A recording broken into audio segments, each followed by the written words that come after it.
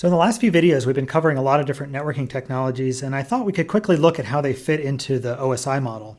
So this is a 7-layer model developed by the International Standards Organization in the early 1980s. And OSI stands for Open Systems Interconnection Model. And it's not a perfect model. It's been around for a while, but it is ubiquitous in any sort of detailed conversation that you might have about networking.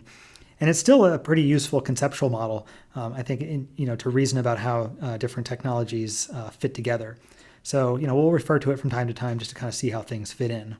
So far, we haven't talked too much about layers 3 through 7 yet, but we have been talking quite a bit about layer 1 and layer 2 in the last few videos.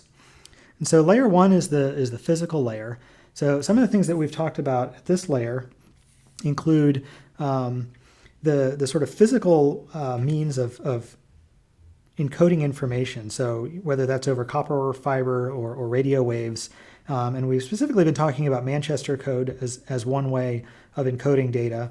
There are a couple others that we haven't really touched on, NRZ and which is non-return zero, and QAM, which is the quadrature amplitude modulation.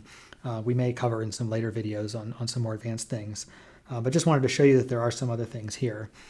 And then layer 2 is the data link layer, which has to do primarily with framing and frame formats. And so we've talked about Ethernet framing using the preamble and the inner frame gap to denote frames. We've also talked about HDLC and using those flag bytes to denote frames. And then we've also talked about the frame format. So the Ethernet logical link control, which is the Ethernet frame format that we just looked at, or the PPP logical link control. And so those are basically all of the layer 1 and layer 2 technologies that we'll talk about for now.